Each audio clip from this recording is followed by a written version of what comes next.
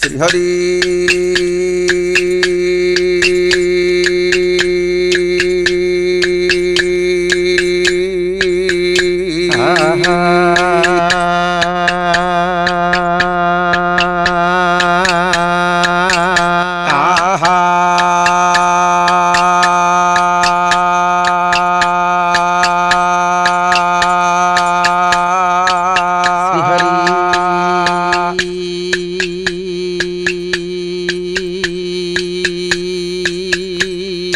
জয়তু দুর্গা মাগো দুর্গতি নাশিনী ভারা নিবারিণী মাগো বিপদ ধ্বংসিনী জয়তু সারলা মাগো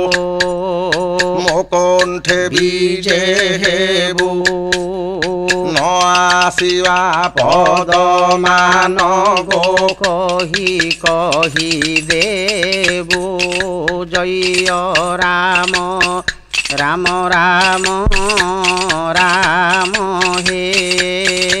আহা নবীন সুন্দর ঘন শ্যাম হে বন্দই সারলা মাগো ব্রহ্মাঙ্ক নন্দিনী মা ব্রহ্মাঙ্ক নন্দিনী বেদ ভারতু জাত কলে পদ্মজনী বন্দই সারলা মাগো ব্রহ্মাঙ্ক নন্দিনী আহা বেদ ভারতু জাত কলে পদ্মজনী শুণ সুজ্ঞ জন মানে দেই মন কন হে দেই মন কন কিচক বধ চরিত হইব গায়ন হে হইব গায়ন হে সুজ্ঞ জন মানে আহা কিଚক বদ্ধ চরিତ ପରିବେଷଣ ହେଉଛି। ଆଚ୍ଛା ଦୟାକରି ଆପଣ ମାନେ ଏକ ମନରେ ଗ୍ରହଣ କରନ୍ତୁ। ଭାରତ ଖଣ୍ଡ ମଣ୍ଡଳେ ମଘ ଦେଶ ଜ୍ୟୋତିର୍ମାଳେ ସଂକୋଚନ ରାଜା ପୁରେ ଜନ୍ମିଲା ସୁତ ଏକାଳେ ମୁନି ବଶିଷ୍ଠ ପୁତ୍ରେ କରି କୋଳାଗ୍ରତ କିଚକ ନାମ ଦେଇନ ଶୁଭ ବାଞ୍ଛିତ ଶତ ସିଂହର ପରାକ୍ରମ ବହି ବୀର ବିହର ତୁ ଏ ଧରାଧାମ ଶତ ସିଂହର ପରାକ୍ରମ ବହି ବୀର ବିହର ତୁ ଏ ଧରାଧାମ ବୁଝିଲୁ ନା ଭାଇ ଏ ଭାରତ ଭୂମିରେ ଆଚ୍ଛା ମଘ ବୋଲି ଗୋଟିଏ ରାଜ୍ୟ ଅଛି। ଆଚ୍ଛା ସେ ରାଜ୍ୟର ରାଜାଙ୍କର ନାମ ହେଉଛି ସଂକୋଚନ। ଆଚ୍ଛା ତାହାଙ୍କର ଗୋଟିଏ ପୁତ୍ର ଜନ୍ମିଲା। ହଁ ସେ ପୁତ୍ର ଜନ୍ମ ହେଲା ବୋଲି ଅତି ଆନନ୍ଦ ହେଲେ। ଆଚ୍ଛା ତାହାଙ୍କର ମୁନି ହେଉଛନ୍ତି ବଶିଷ୍ଠ। ଆହା ବଶିଷ୍ଠଙ୍କୁ ଡକାଇ ଆଣିଲେ। ସେ ପୁଣି ଏ ଶିଶୁଟିକି କିଚକ ବୋଲି ନାମ ଦେଲେ। ଆଚ୍ଛା ଏବଂ କହିଲେ ହଁ ଶତ ସିଂହର ପରାକ୍ରମ ହଁ ତୁ 100 ସିଂହର ପରାକ୍ରମ ବହିବୁ। ଆଚ୍ଛା ଏକାଳେ ଗର୍ଜି ନନ୍ଦନ ପଦ କଚାଡ଼ି କ୍ରନ୍ଦନ କରନ୍ତେ ସେ ପାଦ ବାଜେ ମୁନି ଛାତିରେ ବ୍ୟଥା ହେଲା ବଜ୍ର ସମ ମଥା କୋପେ ହେଲା ଭ୍ରମ శాప ଦେଲେ ମୁନି ତୁହି ଘେନ ଅଚିରେ ଅନୀତି ଅନ୍ୟାୟ ଅର୍ଜିଲେ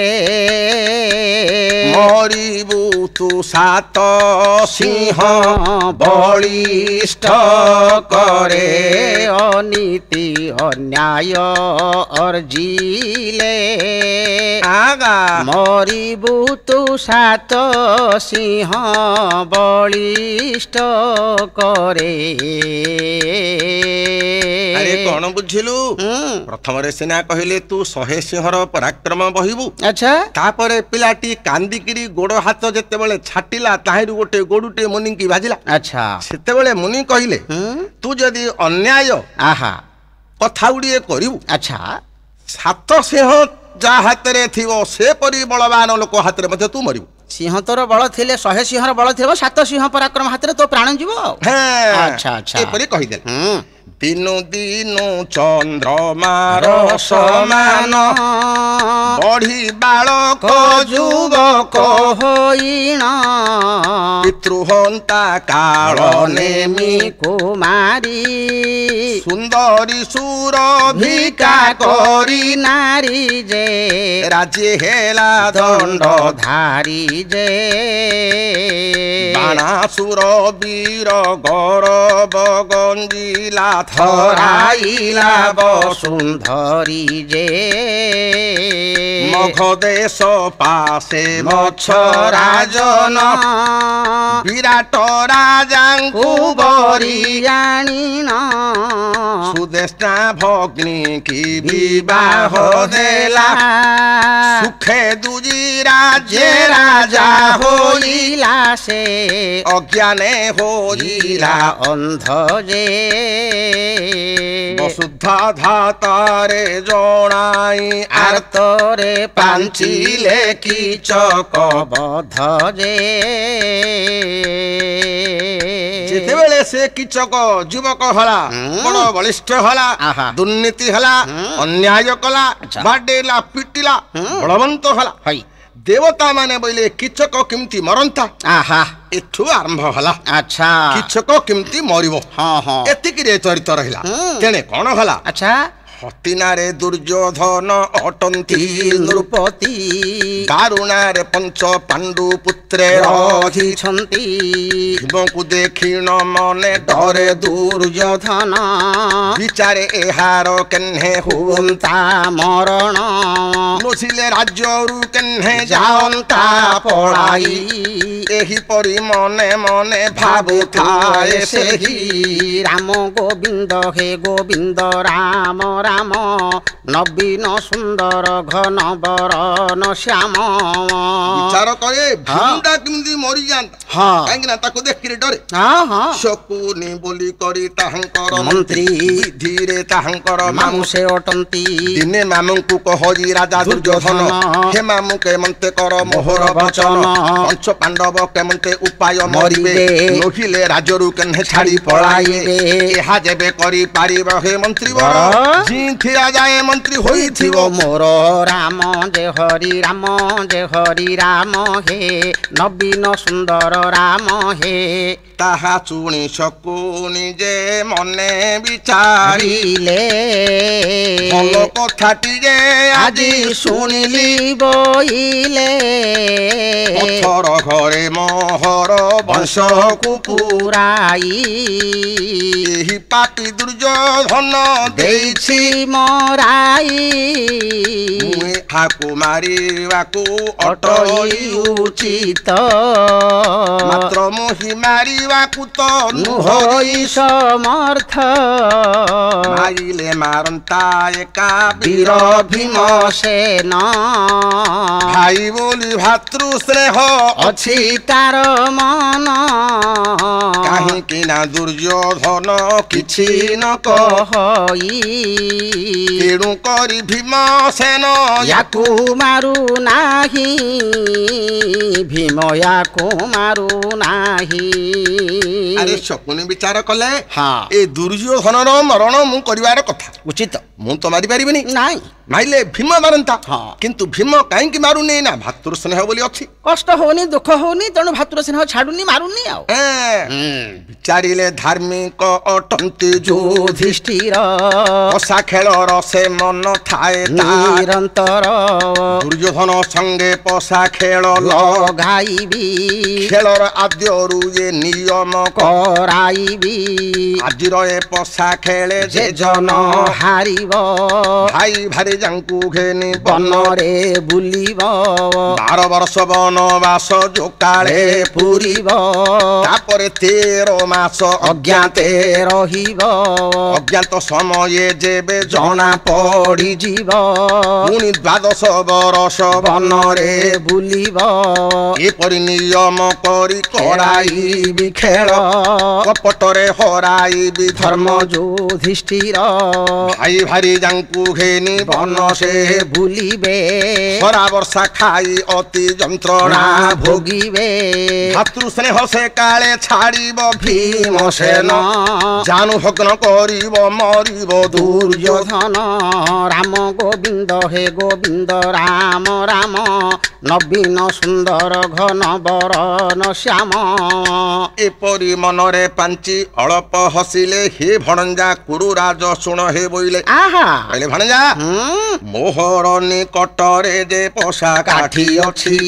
ଯେଉଁ ଦାନ ମାଗିଲେ ଯେ ସେ ଦାନ ଦେଉଛି ଯୁଧିଷ୍ଠିରଙ୍କୁ ଏଠାକୁ ଆଣ ହେ ଡକାଇ ଆଜି ତୁମ୍ଭେ ପୋଷା ଖେଳ କର ଦୁଇ ଭାଇ ଖେଳର ପୂର୍ବରୁ ତୁମେ ଏ ପଣ ରଖିବ ଆଜିର ପୋଷା ଖେଳରେ ଯେ ଜନ ହାରିବ ଭାଇ ଭାରି ଯାଙ୍କୁ ଘେନି ଛାଡ଼ିବନେ ଦେଶ 12 ବର୍ଷ ବନବାସ କରିବ ଅବଶ୍ୟ 13 ମାସ ଅଜ୍ଞାତ ରହିବ ଗୋପନରେ ଜଣା ଗଲେ ବନବାସ ହେବ ଆଉ ଥରେ ଅବଶ୍ୟ ଯୁଧିଷ୍ଠିରଙ୍କୁ ଦେବି ମୋହରାଇ ଏକାଙ୍ଗ ଚକ୍ରବର୍ତ୍ତୀ ହେବ କୁରୁ ସାଇ ତାହା ଶୁଣି ଦୁର୍ଯ୍ୟୋଧନ ଆନନ୍ଦ ହୋଇଲା ପୂର୍ବ ପଶ୍ଚିମ ଆଉ ବାରି ନ ପାରିଲା ଜୟ ରାମ ରାମ ହରି ରାମ ହେ ନବୀନ ସୁନ୍ଦର ଘନ ଶ୍ୟାମ ହେ ଏହା ଯେତେବେଳେ ଶକୁନି ଦୁର୍ଯ୍ୟୋଧନଙ୍କୁ କହିଦେଲେ ବିଚାର କଲେ ବଡ ହିତ କାମଟିଏ ମାମୁ ଆଜି କଲେ ଦୁର୍ଯ୍ୟୋଧନ ଅତି ଆନନ୍ଦ ହୋଇଗଲା କବି ଲେଖିଛି ପୂର୍ବ ପଶ୍ଚିମ ଦିଗ ବାରି ନ ପାରିଲେ କୋଟା ପୂର୍ବ କୋଟା ପଶ୍ଚିମ ବାରି ପାରିଲା ଥିଲା ପ୍ରକୃତ ବନ୍ଧୁ ତୁମ୍ଭେ ଅଟେ ମୋର ସୁଝି ପାରିବି କି ମାମୁ ତୁମ୍ଭ ଉପକାର ସତ ଦୂତକୁ ଡାକି କହିଲା ଯାଅ ବେଗ ହୋଇ ଯୁଧିଷ୍ଠିରଙ୍କୁ ଏଠାକୁ ଆଣରେ ଡକାଇ ପଶା ଖେଳ ଖେଳିବାକୁ ବଳି ଅଛି ମନ ମନ ଏପରି କହିଣ ତାଙ୍କୁ ଆଣ ଡକାଇଣ ଦୂତ ଯାଇ ଜଣା କଲା ଯୁଧିଷ୍ଠିର ଯୁଧିଷ୍ଠିର ଆନନ୍ଦରେ ହେଲେ ହସ୍ତିନାରେ ଦୁର୍ଯ୍ୟୋଧନ ଯୁଧିଷ୍ଠିର ସଭାରେ ବସିଲେ ମଧ୍ୟସ୍ଥ ହୋଇଣ ତହିଁ ଶକୁନି କହିଲେ ଆଜି ତୁମ୍ଭେ ପଶା ଖେଳ କର ଦୁଇ ଜଣ ପ୍ରଥମରୁ ତୁମ୍ଭେ ଦୁହେଁ କର ଏ ନିୟମ ଆଜିର ପଶା ଖେଳରେ ଯେ ଜନ ହାରିବ ଭାଇ ଭାରି ଯାଙ୍କୁ ଘେନି ବଣରେ ବୁଲିବ 12 ବର୍ଷ କାଳ ବୁଲିବ ବଣରେ 13 ମାସ ରହିବ ଯେ ଆତ୍ମା ଗୋପନରେ ସେ ସମୟ ମଧ୍ୟ ଯେବେ ଜଣା ପଡ଼ିଯିବ ପୁଣି 12 ବର୍ଷ କାଳ ବନବାସ ହେବ କଣ ବୁଝିଲୁ 12 ବର୍ଷ ବନବାସ କରିବ 13 ମାସ ଅଜ୍ଞାତ ବୋଲେ ଲୁଚା ବନବାସ କି ଯୋଉଠି ହେଲେ ଅଜ୍ଞାତରେ ରହିବ 13 ମାସ ଭିତରେ ଯଦି ଜଣା ପଡ଼ିଯାଏ ପାଣ୍ଡବ ମାନେ ଏଇଠି ଅଛନ୍ତି ପୁଣି ଆଉ ଥରେ 12 ବର୍ଷ ପୁଣି 13 ମାସ ଅଜ୍ଞାତ ଏଣୁ ଶକୁନି କହିଲେ ହେ ଦୁର୍ଯ୍ୟୋଧନ ଏ 12 ବର୍ଷ ଆମେ ତୁନି ପଡୁଥିବା ଯେତେବେଳେ 13 ମାସ ଅଜ୍ଞାତ ବନବାସ ତାଙ୍କର ହବ ଆଚ୍ଛା ଲୋକ ପଠେଇକିରି ଖୋଜି ଦଉଥିବା ଜଣା ପଡି ଯାଉଥିବେ ଜଣା ପଡିଗଲା ଆଉ ଥରେ 12 ବର୍ଷ ସେ କାଳଜାକା ବନରେ ତୁମେ ଏଥିରେ ରାଜା ଆଉ ଆଚ୍ଛା ଆଚ୍ଛା ଖେଳ ପ୍ରିୟ ଅଟନ୍ତି ଧର୍ମ ଯୁଧିଷ୍ଠିର ଶକୁନିଙ୍କ କଥାକୁ ସେ କଲେ ସ୍ୱୀକାର ଆଚ୍ଛା ଦୁର୍ଯ୍ୟୋଧନ ମଧ୍ୟ ହସି ସ୍ୱୀକାର ଦେଲେ ହଁ ଆନନ୍ଦରେ ଦୁଇ ଜଣ ଖେଳରେ ବସିଲେ ଆହା ପୂର୍ବ ମୁଖେ ବସିଲେ ଧର୍ମ ଯୁଧିଷ୍ଠିର ଧର୍ମ ଯୁଧିଷ୍ଠିର ପଶ୍ଚିମ ମୁଖରେ ବସିଲେ ଯେ କୁରୁବୀର ଯେ ଯାହାର ଧାନକୁ ଯେ ନିଶ୍ଚୟ କରିଲେ ହେ ନିଶ୍ଚୟ କରିଲେ ହେ ମାମୁଁ ଏକାଠି ତୁମ୍ଭେ ଫିଙ୍ଗିବ ବୋଇଲେ ପଶା କାଠି ଧରିଣ ଶକୁନି ଫିଙ୍ଗି ଦେଲେ ଶକୁନି ଫିଙ୍ଗି ଦେଲେ ଦୁର୍ଯ୍ୟୋଧନ ଜିଣିଲେ ଯେ ଯୁଧିଷ୍ଠି ହାରିଲେ ହେ ଯୁଧିଷ୍ଠି ହାରିଲେ କଣ ବୁଝିଲୁ ହାରିଗଲେ ଯୁଧିଷ୍ଠି ଆଉ କୌଶଳରେ ହରେଇଛନ୍ତି ଆଉ ଏ ଦୁଶାସନକୁ ଡାକି କହିଲା କୁରୁବୀର ଆଜିର ଖେଳରେ ହାରିଗଲେ ଯୁଧିଷ୍ଠିର ଏ ରାଜ୍ୟରେ ରହିବାକୁ ଅଧିକାର ନାହିଁ ଏକ ବର୍ଷ କରି ଆଙ୍କୁ ଦିଅ ଘେଉଡ଼ାଇ ରାମ ଯେ ହରି ରାମ ହେ ନବୀନ ସୁନ୍ଦର ରାମ ହେ ଯେମିତି ଖେଳରେ ଜିଣିଗଲା ଡାକିଲା ଏ କେ ଅଛରେ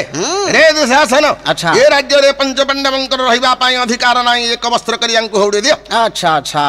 ଯୁଧିଷ୍ଠିର କହନ୍ତି ହେ ଭାଇ ଦୁର୍ଯ୍ୟୋଧନ ଥାରେ କାହିଁକି ତୁମ୍ଭେ କରୁଛ ଏସନ ସତ୍ୟ ହୋଇଅଛି ବନେ ଭୁଲିବାର ପାଇଁ ରାଜ୍ୟ ସିନା ଜୀବ ସତ୍ୟ ନ ଛାଡ଼ିବି ମୋହି ଏ ଭାଇ ଦୁର୍ଯ୍ୟୋଧନ ଏମିତି କହିବାଟା ତୁମେ ଉଚିତ ନୁହଁ ନିଶ୍ଚୟ ବନବାସ ମୁଁ ଯିବି ମୁଁ କଣ ସତ୍ୟଭଗ୍ନ ହେବି ଏମନ୍ତ କହି ବାରୁଣା ବନ୍ତେ ଆସି ହେଲେ ଏ ସମ୍ବାଦ ଶୁଣି ସର୍ବେ ଅତି ଦୁଃଖ କଲେ ହଇରେ କିଏ କାହିଁକି ଦୁଃଖ ନ କରିବ କଥା ଉଡ଼ିଏ ଅତି ଦୁଃଖ ହେଇଥିବ ମାତ୍ର ଚାରି ଭାଇ ପାଳୁଥାନ୍ତି ତ ଅଗ୍ରଜ ବଚନ ସତ ତେଣୁ ବନକୁ ଯିବାକୁ ସମସ୍ତେ କଲେ ମନ କକେଇ ବିଦୁର ଘରେ ମାତାଙ୍କୁ ରଖାଜି ଦ୍ରୌପଦୀଙ୍କ ସଙ୍ଗତେ ଉଠିଲେ ପାଞ୍ଚ ଭାଇ ଆଚ୍ଛା କକେଇ କେମିତି ଜାଣିଛୁ ନା ଧୃତରାଷ୍ଟ୍ର ପଣ୍ଡୁ ବିଦୁର ତିନି ଭାଇ ଆଚ୍ଛା ବ୍ୟାସଙ୍କର ପୁଅ ହେଲେ ଏ ଯଦି ପଣ୍ଡୁଙ୍କର ପୁତ୍ର ହେଲେ ଆଚ୍ଛା ଆଉ ୟାଙ୍କୁ କଣ ସିଏ କକେଇ ହେଲେ ନାଇଁ କି ହେଲା ତ ବିଦୁର ତାଙ୍କ ଘଟେ ରଖିଦେଲେ ଆଚ୍ଛା ଉଠିଲେ ବହୁ ବନ ବହୁ ପଥ ଅତିକ୍ରମ କଲେ କ୍ରମେ କ୍ରମେ 12 ବରଷ କଟାଇଲେ ଅଜ୍ଞାତ ବାସର ଦିନ ହାଜର ହୋଇଲା କି କରିବା ବୋଲି କହି ଭାରେଣି ପଡ଼ିଲା ଦ୍ରୌପଦୀ ସହିତେ ପାଣ୍ଡବ ପାଞ୍ଚ ଭାଇ ବିରାଟ ରାଜାଙ୍କ ପୁରେ ପହଞ୍ଚିଲେ କଙ୍କ ପଣ୍ଡା ନାମେ ରହିଲେ ଯୁଧିଷ୍ଠିର ପାଚକ ପଣ୍ଡା ହୋଇଲେ ଭୀମସେନ ବୀର ବୃହ ନାରୀ ହୋଇଣ ରହିଲେ ଅର୍ଜୁନ ସହଦେବ ରହିଲେ ତହିଁ ଗୋପାଳ ହୋଇଣ ନକୁଳ ରହିଲେ ଯେ ଅସ୍ପର ଚାଳକ ଦ୍ରୌପଦୀ ଦାସୀ ହେଲେ ବିରାଟ ରାଣୀଙ୍କ ଶୈରିନ୍ଧୀ ନାମରେ ସେ ହେଲେ ପରିଚିତ ଏହିପରି 6 ଜଣ ହୋଇଲେ ଗୁପତ ଯେ ଯାହାର ସତର୍କେ ରହିଲେ 6 ଜଣ ଏଥୁ ଅନ୍ତେ ଯାହା ହେଲା ଶୁଣ ଦେଇ ମନ ସହ ରୂପ ବଦଳେଇଲେ ରୂପ ଥିଲେ ମଧ୍ୟ ନା ବଦଳିଗଲା ସବୁ ବଦଳେଇ ଦେଲେ ଯଦି ରୂପଟା ସମାନ ଥିବ ଲୋକେ ଜାଣିଯିବେନି ଜାଣିଯିବେ ହଁ ରୂପ ବଦଳିଗଲା ଯାର ତାର ମଧ୍ୟ ବଦଳି ଆଚ୍ଛା ମିଛ ତ କହିବେ ନାହିଁ ନାଇଁ କଙ୍କ ପଣ୍ଡା କଙ୍କ ବୋଲେ କପଟ ପଣ୍ଡା ଏଣୁ କପଟ ପଣ୍ଡା ନାମରେ ଯୁଧିଷ୍ଠି ରହିଲେ ଯିଏ ତ କାମ କଲେ ସେ ନା କରିବା ପାଇଁ ଭୀମସେନ ରହି ପାଚକ ପଣ୍ଡା ନାମ ବୋଲେଇଲେ ଆଚ୍ଛା ଆଚ୍ଛା ନୃତ୍ୟ ଶିଖେଇବା ପାଇଁ ବୃହନ୍ନାରୀ ବେଶରେ ଅର୍ଜୁନ ରହିଲେ ସହଦେବ ବିରାଟ ରାଜାଙ୍କର ଗୋରୁ ପାଳିବାକୁ ମଧ୍ୟ ରହିଲେ ଆଚ୍ଛା ନକୁଳ ବିରାଟ ରାଜାଙ୍କର ଘୋଡାର ତତ୍ତ୍ୱାବଧାନ ନେବାକୁ ରହିଲେ ଆଚ୍ଛା ଦ୍ରୌପଦୀ ବିରାଟ ରାଜା ରାଣୀଙ୍କର ସିଏ ଦାସୀ ହେଇକି ରହିଲେ ଶୈରିନ୍ଧୀ ନାମରେ ଏଇପରି ଯେ ଯାହାର ସତର୍କରେ 6 ଜଣ ସେଇଠି ରହିଲେ ଏ ପାଞ୍ଚ ଭାଇଙ୍କ ନାଁ ବଦଳିଗଲା।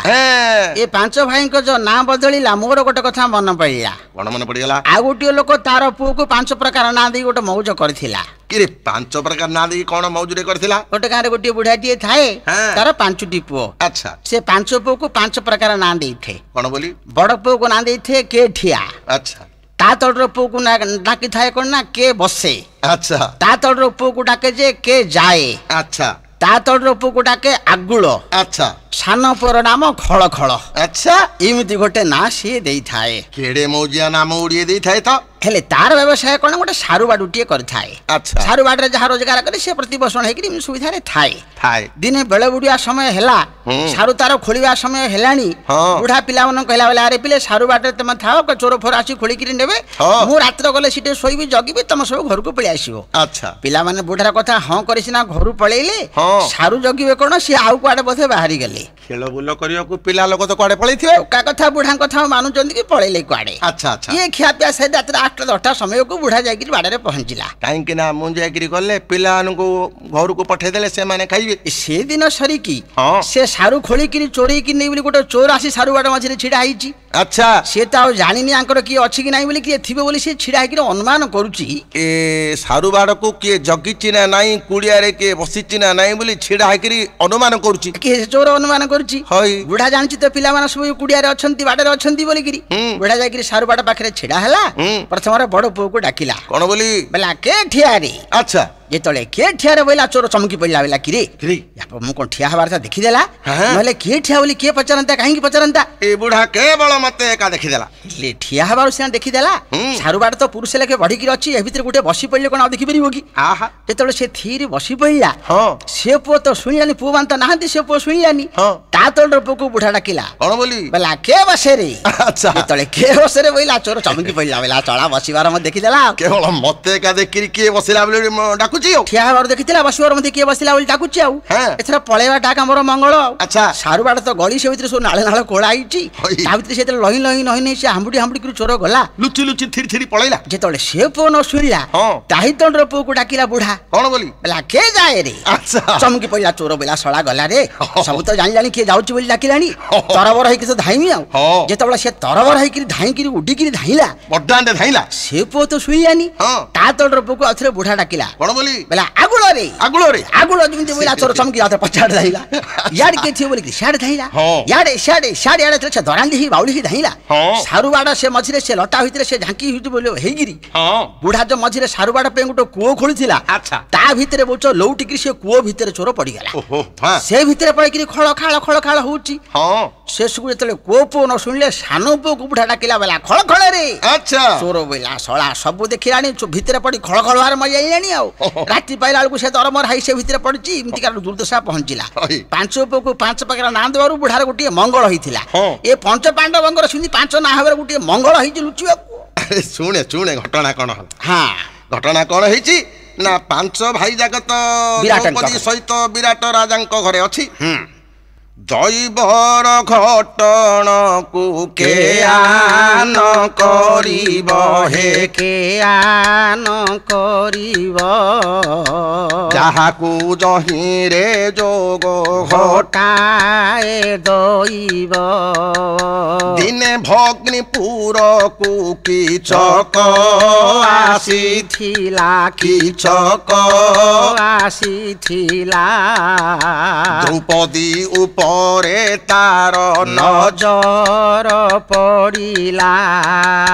ସୁନ୍ଦର ପଣକୁ ତାର ନ ପାରିଲା ମୂର୍ଚ୍ଛି, ହେ ନ ପାରିଲା ମୂର୍ଚ୍ଛି। ମନେ ମନେ ଏହି ପରି କିଚକ ଭାବୁଛି। ଆରେ କଣ ବୁଝିଲୁ? ଦ୍ରୌପଦୀ କି ଯେମିତି ଦିନେ କିଚକ ଦେଖିଦେଲା ଏ ବିରାଟ ରାଜାଙ୍କ ଘରେ, ଆଚ୍ଛା, ଚାହିଁ ଦେଲା ଯେମିତି ମୂର୍ଚ୍ଛି ପାରିଲାନି। କଣ ବିଚାର କଲା? ରମଣୀ ରତନ କାହାର, କି ସୁନ୍ଦର ରମଣୀ ରତନ କାହାର ଏ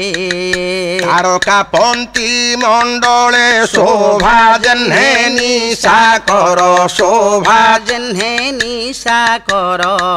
ରମଣୀ ରତନ କାହାର ଏ কি সুন্দর রমণী রতন কাহার এ রতন যতনে অঙ্ক পলঙ্ক আসনে অঙ্ক পলঙ্ক আসনে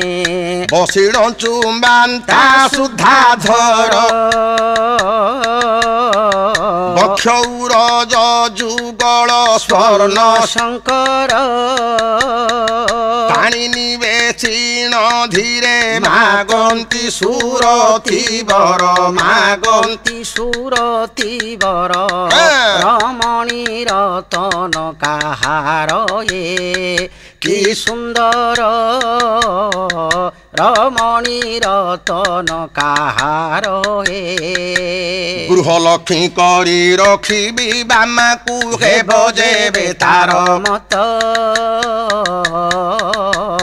নহিলে জীবন যাপিবি হইতা গুপত প্রণয়ে রত আহা গুপত প্রণয়ে রত কেবে দর্শন নেউথিবি তার সুরম্য নিকুঞ্জ বনে হৃদাচল তাপ শান্ত করুথিবি তাতনু ঘনা লিঙ্গনে আহা তাতনু ঘনা লিঙ্গনে ঢালি দেউথিব তহি কৃপাময়ী অনুকম্পা শুদ্ধা ঝরি ইন্দ্রপদে পদ রখুথিবি তাহা পানরে পরাণ ভরি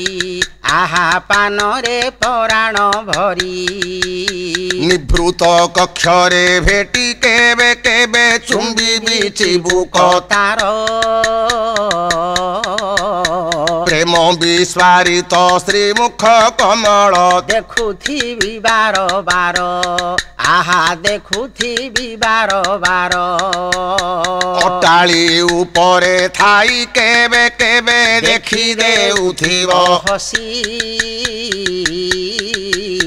স্বর্গ সুখ রাশি সেতেবেলে মোর হাতে পড়ুথিব খসি আহা হাতে পড়ুথিব খসি থাউ অন্য কথা হুয়ে যদি তার প্রীতি পাই প্রয়োজন কুণ্ঠিত নহিবি কদাপি জীবন କରିବାକୁ বিসর্জন প্রাণ କରିବାକୁ বিসর্জন কোন বিচার কলা এপরি সুন্দরী যার ভারি যা হইব বৈকুণ্ঠপুরকু সে কাহিকি চাহিব আহা কি কিচক বিচার কলা না কাহিকি চাহিব বৈকুণ্ঠକୁ তা ଗୋଡ଼ ତଳ ବୈକୁଣ୍ଠ କାହିଁ ବୈକୁଣ୍ଠକୁ ଚାହିଁବ আরে মূর্খ ହଁ গোড় তলে হ্যাঁ বৈকুণ্ঠ বলে তা গোড় তলে বৈকুণ্ঠ বলে তু কোন বুঝিলু বৈগিরি যে খুঁটে হ্যাঁ মূর্খ তাহা নুহে আউ যার ঘরে পতিব্রতা সুলক্ষণী প্রিয়বাদিনী ভার্যা থায়ে তা ঘরুটা হচ্ছে বৈকুণ্ঠ সুন্দরী ভার্যা যা ঘরে থাকে তা ঘরুটা হচ্ছে বৈকুণ্ঠ তেবে সেই গাঁরে কিଏ মলে ମଧ୍ୟ ଆଉ ଶ୍ମଶାନକୁ ପୋଡ଼ିବାକୁ ସେ ମଠକୁ ନେବେନି କାହିଁକି ତା ବାରିରେ ଫିଙ୍ଗି ଦେଇ ପଳେଇବ ବୈକୁଣ୍ଠପୁର ତା ଘରେ ଅଛି ନା କେବେ ଗୋଡ଼ ବାଜିଗଲେ ତରି ହୁଏ ବା ଅସ୍ଥି ଆଉ ପକେଇବା ଦରକାର ନି ଗଙ୍ଗାରେ ତୁ ଏଠି ପଡ଼ିଥା ବୋଲି ମଠ ପକେଇ ଦେବାର ବିଧି ଆରେ ତାର ସ୍ୱାମୀ କି ବୈକୁଣ୍ଠ ନା ବାବୁ ସେମିତି ହେଲେ ସବୁ ଯାକ ବୈକୁଣ୍ଠ ରସିକା ସ୍ତ୍ରୀ କି ରସିକ ବର ମିଳୁଛି ଅଲବଲିକି ଅସାଣ୍ଠୁଆ ମଧ୍ୟ କୁଆଡ଼େ ଧରି ପଳଉଛି କୋଉଠି ବଳକା ଅଛି ଶୁଣେ ଶୁଣେ କଣ ହେଲା ଆଚ୍ଛା আরে কোন বুঝিলু হ্যাঁ কিচক দেখি এপরি দ্রৌপদী ভাবিলা তো হ্যাঁ আচ্ছা এপরি সুন্দরী যেবে এঠারে রহিছি বিধিরে মো ভৌণীর দাসী হই রহিছি আচ্ছা আয়ত্ত হইব এহি অতি অনায়াসে নিশ্চয় মনরে আশা বড়ই তাহার বিশেষ হ্যাঁ হ্যাঁ বিচার কলা যে তো মো ঘরে দাসী হইকিরি অছি হ্যাঁ মু যাহা কহিলে তাহা শুনিম নিশ্চয় ভৌণী কি কহিলা রে দাসী কি তোহর আজি ক পঠাই দিও পুরকু মোহর এহা কহি কি তো কথা পুরকু ফেরিলা একান্তে বসি দ্রৌপদী ରୂପକୁ ଭାବିଲା କାମାନ୍ଧ ତ ଅନ୍ଧ ହେଲା ହଜିଗଲା ବୁଦ୍ଧି ଯେଉଁ ଦିଗେ ଚାହିଁଲା ଯେ ଦିଶଇ ଦ୍ରୌପଦୀ କାମାନ୍ଧ ହେଇଗଲା ଯୁଆଡେ ଚାହିଁଲେ ମଧ୍ୟ ସେଇ ଦ୍ରୌପଦୀର ମୁହଁଟା କିଚକର ଆଖିକି ଦିଶିଲା ଦେଖିଦେଇଛି ଥରେ ଆଉ ଏବେ ଭାବୁନାହାନ୍ତି କଣ ଏବେ ଗୋଟେ ବିଚାର କରନ୍ତୁ ଆମେ ହଁ ପୁରୀ ଯାଇଛେ ସବୁ ଦେଖିକିରି ଆସିଛେ ଘରେ କେବେ ବସିବା ବିଚାର କରିବା ପୁରୀ କଥାଟା ଟିକେ ମନରେ ବିଚାର କରିବା ବଡ ଦେଉଳଟା କେମିତି ଅରୁଣ ସ୍ତମ୍ଭ କୋଉଠି ଅବଢା କୋଉଠି ଖାଇଥିଲେ କୋଉଠି କଣ ହେଇଥିଲା ଲକ୍ଷ୍ମୀ ମନ୍ଦିର କୋଉଠି ସବୁ ଯାକ ଆଖିରେ ଦିଶି ଯାଉନି କି ହଁ ମନରେ ମନରେ ଦିଶି ଯାଉଛି ହଁ ଯୋଉଠି ଭାବ ଥାଏ ଭକ୍ତି ଥାଏ ଦେଖି ଥାଏ ଆଖି ବୁଝିଲେ ମଧ୍ୟ ରୂପଟା ଦିଶି ଯାଏ ସେଇପରି ହଁ ପଞ୍ଚପ୍ରାଣ ପଞ୍ଚମନ ଜାଗତ ରହିଯାଇଛି ଦ୍ରୌପଦୀ ପାଖରେ କିଚକର ଯୁଆଡେ ଚାହିଁଲେ କିଚକକୁ ଦ୍ରୌପଦୀ ଦିଶୁଛନ୍ତି ଆଚ୍ଛା ଏଣେ କଣ ହେଲା ଏହି କାଳେ ସୁଦେଷ୍ଟା ଯେ ବିଚାରିଲା ମନ ମୋ ଭାଇ କିଚକ ଯାହା କହିଲା ଏ ସନ ପର ନାରୀ ହରଣକୁ ମନ ବଳାଇଲା ଜାଣିଲି ଅବଶ୍ୟ ତାକୁ ଦୈବ ଛାଡ଼ିଲା ବିଧିରେ ତ ଶରଣାର୍ଥୀ ଅଟଇଏ ଦାସୀ ଶରଣାଗତ ଜନେ ଯେ ହୁଏ ଅଭିଳାଷୀ ଏପରି କୁକର୍ମ ଯେଉଁ ପୁରୁଷ ଅଳ୍ପ ଦିନରେ ତାର ମରଣ ହୋଇବ କରିବି କେଉଁ କଥା କରିବି ଏଠାରେ ସୁଦେଷ୍ଟା ଏପରି ଡରି ଭାବିଲା ମନରେ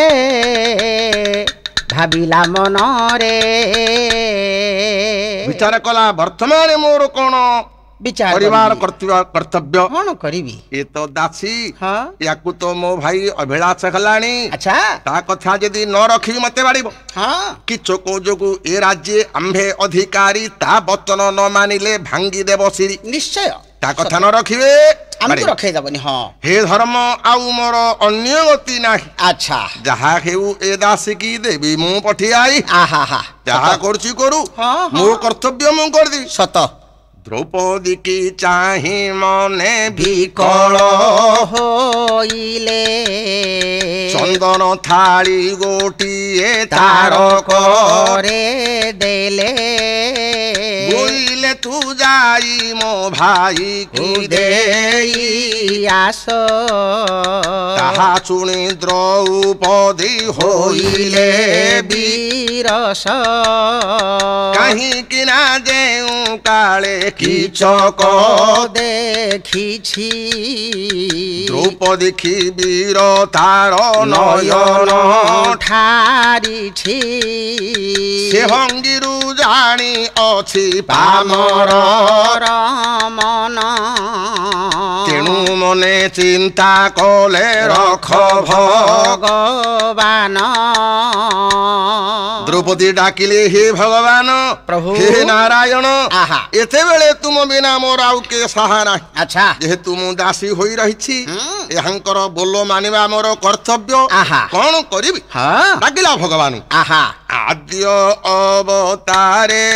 ହରି ଜଳେ ମିନ ହୋଇ କରି ଶଙ୍ଖାସୁରକୁ ବଧିଲ ବ୍ରହ୍ମା ସ୍ମରଣେ ସମୁଦ୍ର ମନ୍ଥନ ବେଳେ ମନ୍ଦର ଭାରକୁ ହେଳେ ବସିଲ ହେ ହରି କୁର୍ମ ରୂପ ଧାରଣେ ତୁମେ ପରା ସେ ନାରାୟଣ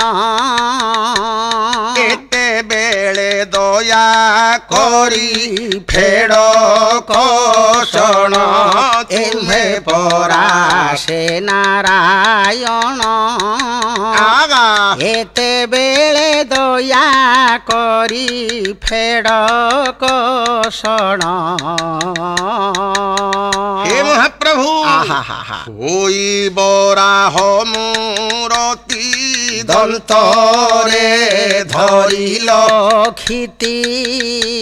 प्रहलाद डाके स्तंभु हेल बाहार नरसिंह मूर्ति धई ହିରଣ୍ୟକୁ ଦେଲ ତାରି ବାମନ ରୂପ ହୋଇଲ ବଳିଙ୍କ ଦ୍ୱାର ତୁମେ ପରା ସେନା ନାରାୟଣ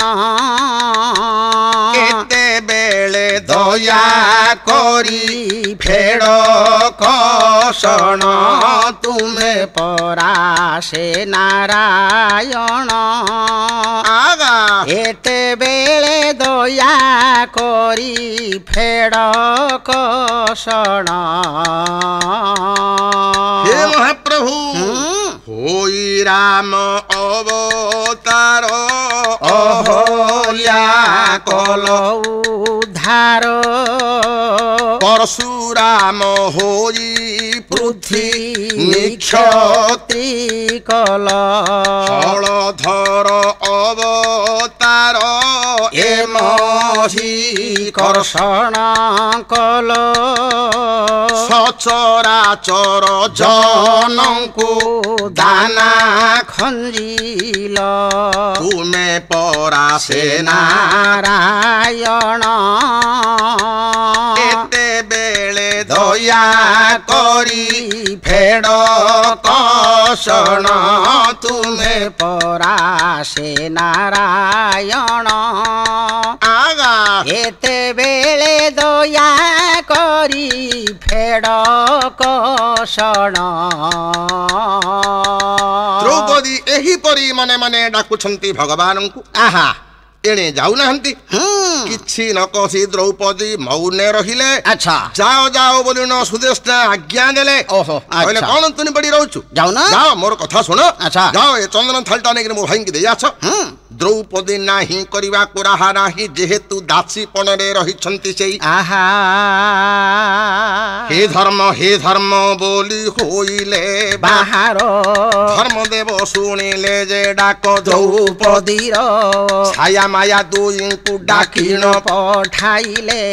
ଦ୍ରୌପଦୀଙ୍କି ଯାଇ ରକ୍ଷା କରରେ ବୋଇଲେ ସେ ଦୁହେଁ ରଝିଲେ ଛଦ୍ମେ ଦ୍ରୌପଦୀ ପାଶର କିଚକ ପୁରେ ଦ୍ରୌପଦୀ ହୋଇଲା ହାଜର କିଚକ ଦୂରରୁ ଦେଖି ଆସ୍ଥାନ ଛାଡ଼ିଲା ପାଛୋଟି ଆସିଣ ଆସ ଆସ ଗୋ ବୋଇଲା ରାମ ଗୋବିନ୍ଦ ହେ ଗୋବିନ୍ଦ ରାମ ରାମ ନବୀନ ସୁନ୍ଦର ଘନ ବରନ ଶ୍ୟାମ ଆରେ କଣ ବୁଝିଲୁ କେତେବେଳକୁ ଶୈରିନ୍ଧ୍ରୀ ଆସିବ ବୋଲି ତ ସେ ଚାହିଁ ରହିଛି ଏ ସମୟରେ ଯେ ପହଞ୍ଚିଗଲେ ଯେମିତି ପହଞ୍ଚିଗଲେ ସେ ବସିଥିବା ସ୍ଥାନରୁ କିଚକ ଉଠିକିରି କହିଲେ ଆଛ ଆଛ ଆଛ ପ୍ରିୟ ଆଛ ଆହା ପାଛୋଟି ଆସିକି କଣ କହିଲା ଆସ ପାଶକୁ ମୋର ସଙ୍ଗିନୀ ଆସ ପାଶକୁ ମୋର ସଙ୍ଗିନୀ ଭାସ ସୁର ସେ ରସ ରଙ୍ଗିନୀ ଋଷି ମୋଜିନୀ ଯୋଗ ଭଙ୍ଗିନୀ କାଛ ହାସିନୀ ଚପଳାଙ୍ଗିନୀ ଆସ ପାଶକୁ ମୋର ସଙ୍ଗିନୀ ଭାସ ସରସେ ରସ ରଙ୍ଗିନୀ ଋଷି ମୋହିନୀ ଯୋଗ ଭଙ୍ଗିନୀ କାଶ ହାସିନୀ ଚପଳାଙ୍ଗିନୀ ଦେଖିଲା ବେଳୁ ତ ରୂପ ମାଧୁରୀ ଦେଖିଲା ବେଳୁ ତ ରୂପ ମାଧୁରୀ ଯୋଖିଲା ମଦନ କମାଣ ଧରି ଯୋଖିଲା ମଦନ କମାଣ ଧରି ରଖିଦେ ଉନାହିଁ ଧୃତି ମୋହରିରେ ରଖିଦେଉ ନାହିଁ ଧୃତି ମୋହରି କୁନ୍ଦର ଦନି ପିକ ବଚନି କୁନ୍ଦର ଦନି ପିକ ବଚନି ଶମ୍ଭୁ ଜାମିନ ଲୋଚନି ଘନ କୁନ୍ତଳା ଲୀଳା ରଚନି ତୋର ବିହୀନେ ଦିନେ ବଞ୍ଚେନି ଆସ ପାଶକୁ ମୋର ସଙ୍ଗିନୀ ଭାସ ସୁରସେ ରସ ରଙ୍ଗିନୀ ଋଷି ମୋହିନୀ ଯୋଗ ଭଙ୍ଗିନୀ କାଶ ହାସିନୀ ଚପଳାଙ୍ଗିନୀ रे काश हासिनी মহিরে কে নাহি সখী তু পরি সুন্দরী দাসী পড়ে কি পার হিছুরে বিম্বা ধরি ମୋ ସଙ୍ଗେ ବିହରିଲେ ଅତର ଚନ୍ଦନ ମହ ମହ ବାସିବ ତୋର ଅପଘନ ନୀତି ନୂଆ ନୂଆରେ ସୁବେଶ କରାଇବି ଆଗରେ ଚଲାଇ ତୋର ସୁନ୍ଦର ଦେଖିବି ମଗଧ ଦେଶରେ ରାଣୀ କରାଇବି ତୋତେ ତ୍ରିବାର ସତ୍ୟ କହୁଛି ତୋହର ଅଗ୍ରତେ ଏତେ କହି କୀଚକ ଦ୍ରୌପଦୀ କର ଧରି ଆଲିଙ୍ଗନ କଲା ହୃଦୟରେ ସ୍ନେହ ଭରି ରାମ ଗୋବିନ୍ଦ ହେ ଗୋବିନ୍ଦ ରାମ ରାମ ନବୀନ ସୁନ୍ଦର ଘନ ବରନ ଶ୍ୟାମ ରେ ସଖୀ ଏ ରାଜ୍ୟରେ ତତେ ରାଣୀ କରେଇଦେବି ଆଚ୍ଛା ଆସ ଆସ ଆସ ବୋଲି ଯେତେବେଳେ କୋଳାଗ୍ରତ କରିବାକୁ ଗଲା ଆଚ୍ଛା ଛାଡ଼ ଛାଡ଼ ବୋଲି ଦେବି ହାତ ଛାଡ଼ିଲେ ସେହି କାଳେ ଛାୟା ମାୟା ସହାୟ ହୋଇଲେ ଯେତେବେଳେ ଦୁଇ ହାତ ଛାଡ଼ିଲେ ସେହି ଖଣ୍ଡେ ଦୂରେ କିଚକ ପଡ଼ିଲା ଚିତି ହୋଇ ଜୟ ରାମ ରାମ ହରି ରାମ ହେ ନବୀନ ସୁନ୍ଦର ଘନ ଶ୍ୟାମ ହେ ପୁଣି ଉଠି ଦ୍ରୌପଦୀଙ୍କି ଧରିବା ଆଶାରେ ଗୋଡ଼ାଏ କିଚକ ବୀର ମଦନ ନିଶାରେ ଦ୍ରୌପଦୀ ବିକଳରେ ଧାଇଁ ପଳାନ୍ତି ଗୋଡ଼ାଏ କିଚକ ପଛେ ଅହଙ୍କାର ଅତି ଡାକ ଦେଲା କେଉଁଠାକୁ ପଳାଇବୁ ତୁହି ଯୋପୁରେ ରହିବୁ ସେହି ମୋ ପୁର ଅଟଇ ତୁହି ଯାଇ ବୁହାରିଲୁ କହିବୁ ଯାହାକୁ ସେ ପୁଣି ପଠାଇ ଦେବ ତତେ ମୋ ପାଶକୁ ଜୟ ରାମ ରାମ ହରି ରାମ ହେ ନବୀନ ସୁନ୍ଦର ଘନ ଶ୍ୟାମ ହେ କହିଲା ଯା ଯା ତୁ ଯାଇକିରି କୁଆଡ଼େ କହିବୁ ଯାହାକୁ କହିବୁ ସେ ତ ପୁଣି ମୋ ପାଖକୁ ପଠେଇବୁ ନିଶ୍ଚୟ ମୋର ବଳେ ଏ ରାଜ୍ୟରେ ବିରାଟ ରାଜନ ମୋ କଥା ଅମାନ୍ୟ ହେଲେ ହୋଇବ ମରଣ ନିଶ୍ଚୟ ଜାଣିଥା ମୋ କଥା ଯିଏ ଅମାନ୍ୟ କରିବ ସେ ମରିବ ମଧ୍ୟ ମରିବ ଆଚ୍ଛା ଏହା କହି ନିରାଶାରେ ଫେରିଲା ଘରକୁ ଦ୍ରୌପଦୀ ଚଳିଗଲେ ବିରାଟ ସଭାକୁ ଆହା କିଚକ ଘରକୁ ଫେରିଲା ଦ୍ରୌପଦୀ ବାହାରିଗଲା ସଭାକୁ ହେଲେ ସଭା କରିଛନ୍ତି ଧର୍ମ ସଭା ତଳେ ବିରାଟ ଛାମୁରେ ଦ୍ରୌପଦୀ ଜଣାଏ ଯାଇ ଧର୍ମ ସଭା ତଳେ ବିରାଟ ଛାମୁରେ ଦ୍ରୌପଦୀ ଜଣାଏ ଯାଇ ଦେବ ଏ ଦିନା ନାରୀଙ୍କୁ ରଖନ୍ତୁ କିଚକ ଅଛି ଗୋଡ଼ାଇ ହେ ଦେବ ମତେ ବଳତ୍କାରେ ହରି ନେବ ହେ ଦେବ ମୋର ସତୀତ୍ୱ ନଷ୍ଟ କରିବ ହେ ଦେବ ତୁମ୍ଭ ବଡ଼ ପଣ ସରିଯିବ ତୁମ୍ଭ ବଡ଼ ପଣ ସରିଯିବ ଏହିପରି ଯେତେବେଳେ କହିଲେ ବିରାଟ ସେ କାଳେ ମୌନେ ରହିଲେ କଙ୍କ ପଣ୍ଡା ଦେଲେ କହି ଏହା ଶୁଣି ବିରାଟ ରାଜା ତୁନି ପଡ଼ିଲେ କଣ କହିବେ ନା ଯଦି ଅନ୍ୟାୟ କରିଛି ବୋଲି କହିବେ କିଚକ ବାଡ଼େଇବ ନ୍ୟାୟ କରିଛି ବୋଇଲେ ତ ଅସୁନ୍ଦର ହବ ତୁନି ପଡ଼ିଲେ ଆଚ୍ଛା କଙ୍କ ପଣ୍ଡା କିଏ ଯୁଧିଷ୍ଠିର ହଁ ବିରାଟ ସେ କାଳେ ମୌନ ରଥିଲେ କଙ୍କ ପଣ୍ଡା ଦେଲେ କହି ଯାର ନାମ ଶୁଣି ସଂସାରେ ଡରନ୍ତି ତାଙ୍କୁ ନ ଭଜୁ କି ପାଇଁ ରେ ସଖୀ ତାଙ୍କୁ ଭଜିଲେ ଖୋଜିବୁ ସୁଖୀ ରେ ସଖୀ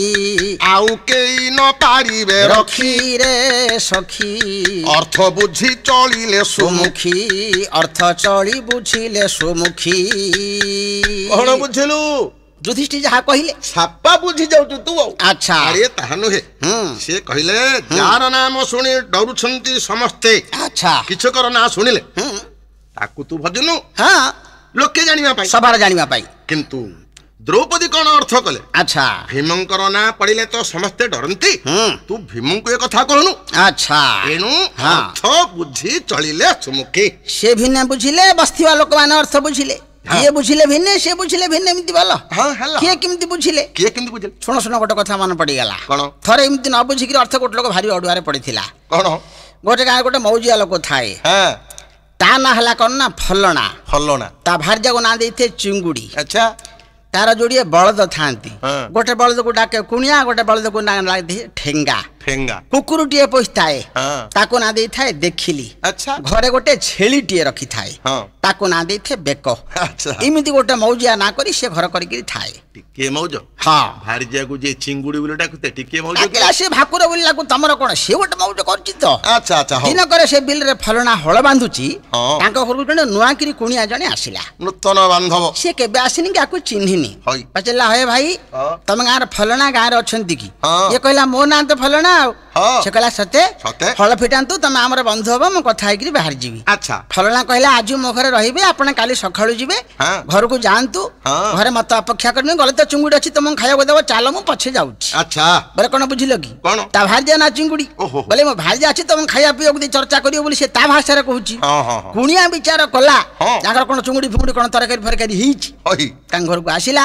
ହଁ ଏକଥା ସବୁ କହିଲା ହଁ ତା ଭାର୍ଯ୍ୟା କହିଲା ବସନ୍ତୁ ସେ ଆସିଲେ ଗାଧେଇ ଯିବେ ହୁଁ ଏଇ ସମୟରେ ବିଲରେ ଫଲଣା ତାର ହଳ ଫିଟେଇଲା ହଁ ତାର ଯୋଉ କୁଣିଆ ଠେଙ୍ଗା ବୋଲି ଯୋଉଟା ବଳଦ ଥିଲେ ଥିଲେ ସେଥିରୁ ସେ ଠେଙ୍ଗା ବୋଲିଆ ବଳଦଟା ବୋlte ତୋଡକା ବଳଦଟା ଖାଉଣିଆଟା ଖାଉଣିଆଟା ହୁଁ ଫୁଟୁ ଫୁଟୁ କୁଆଡେ ପଳେଇଲା ହଇ ଖାଲି ଗୋଟିଏ ବଳଦକୁ ଧରିକିରି ଫଲଣା ଆସିଲା ଆଚ୍ଛା ବାରିରେ ଛିଡା ହେଇ ତା ଭାର୍ଯ୍ୟାକୁ ଡାକିଲା ବୋଲା ଚିଙ୍ଗୁଡି ଚିଙ୍ଗୁଡି କାହିଁ ତୁ କୁଣିଆଟାକୁ ବାନ୍ଧେ ମୁଁ ଠେଙ୍ଗାଟାକୁ ଆଣୁଛି ଅର୍ଥ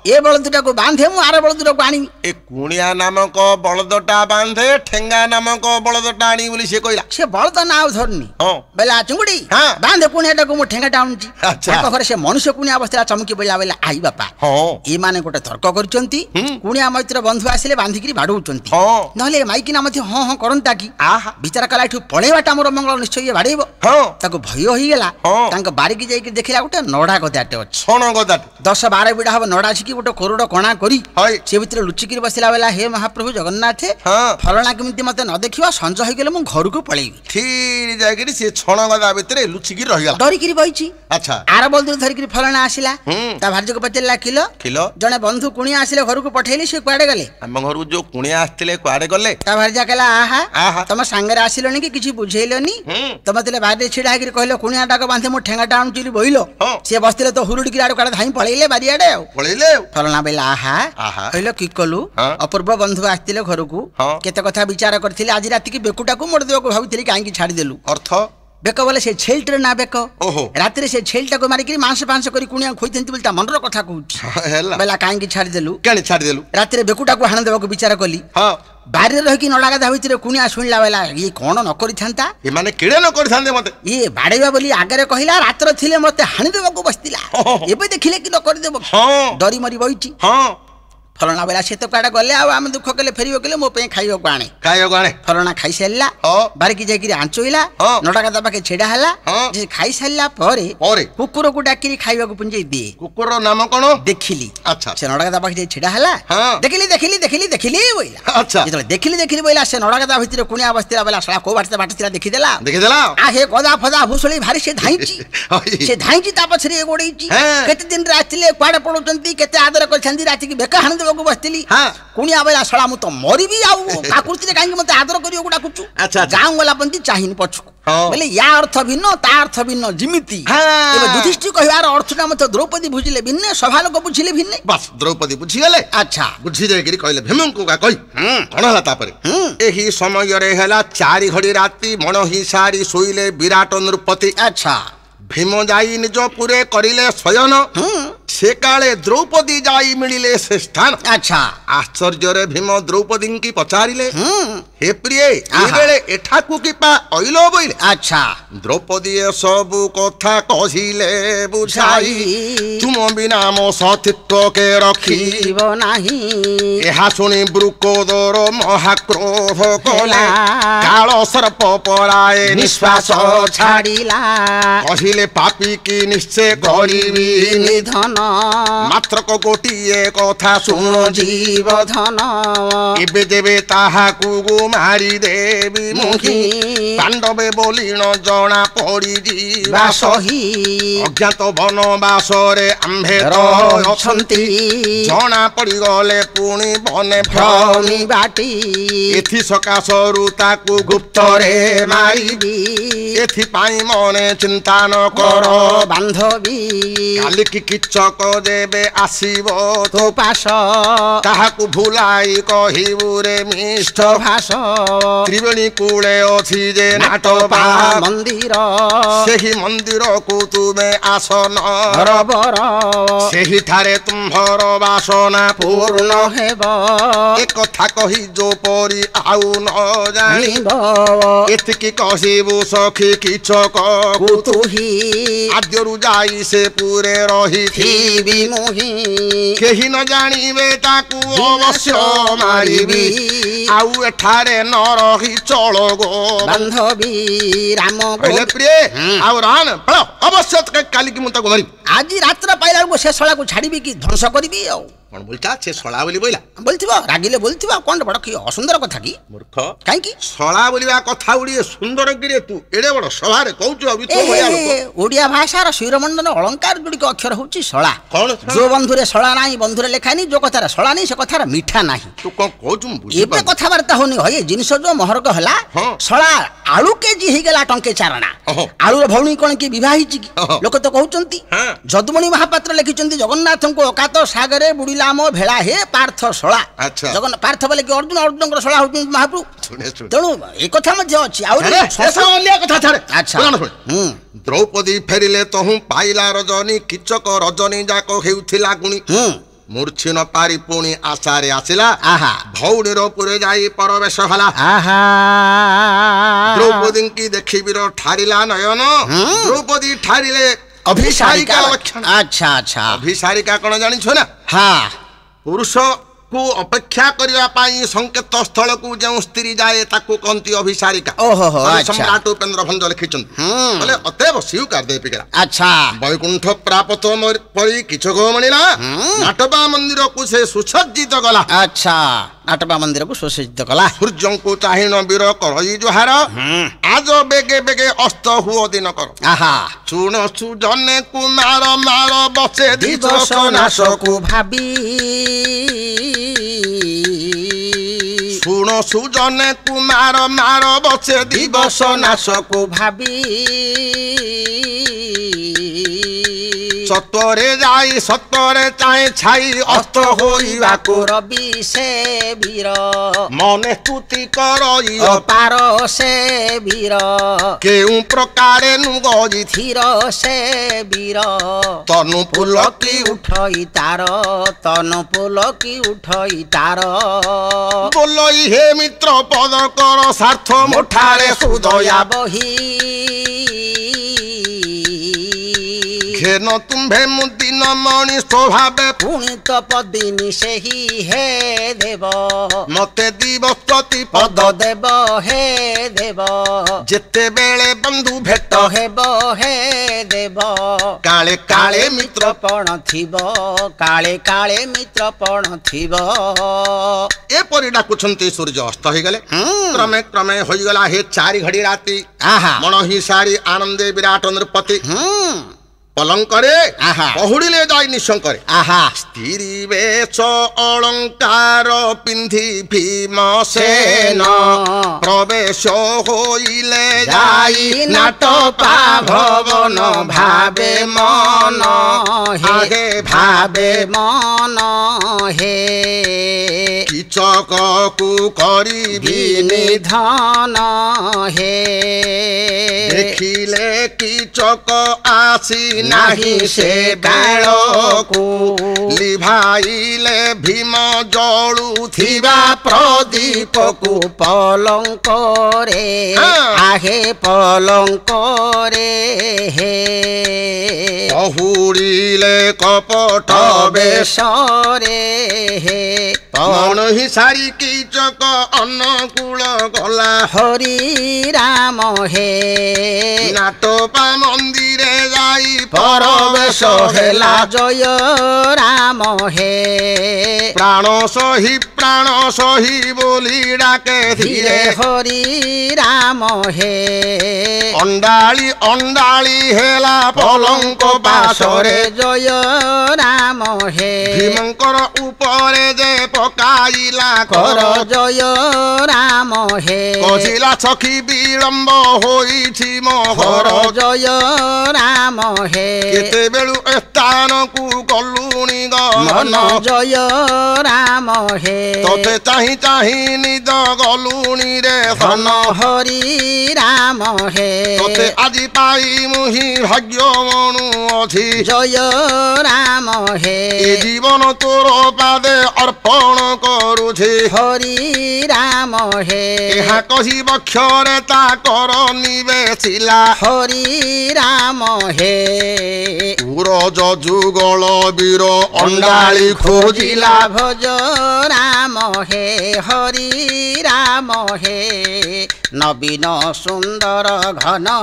श्याम हे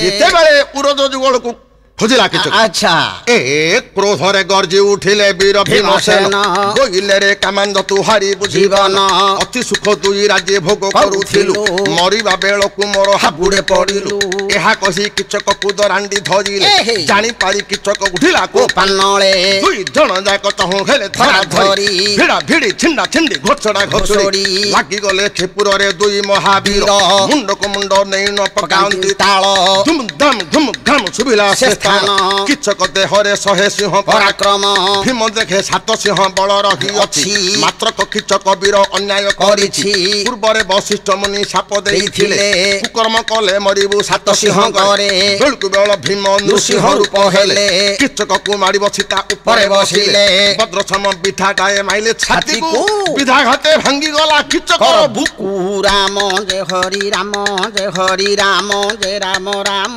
हे नवीन सुंदर राम प्राण वायु उड़ीगला तथापि भीमंको क्रोध न जाउछि मारिबाकु हेले रण ओह मला उत्तर मध्ये आउरी मारिबाकु भीमंको क्रोध अच्छा अच्छा गोड़ो मुंड कट्टी तार करी देले लोचा आहा कुष्मांड फल प्राय होई गला मेंचा ओटा गुलाटिए कर देले गुलाटिए हे गला अच्छा से कि मांस पिंड गोटी पलंके रखिल हरि राम हे निजर स्थान को चली गले भीमसेन जय राम हे एही पई समय जहु रजनी पाहिला हरि राम हे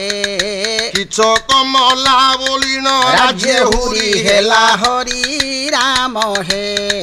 युधिष्ठिर द्रौपदी सबु जानी गले हरि राम हे ए दुईको बिना आउ केही न जानिले हरि राम हे रानी से खबर सुनी कांदे अति कोहे हरि राम हे उद्योनाथ गायक रतन शर्मा कहे हरि राम हे भज राम हे नवीन सुंदर घन श्याम हे।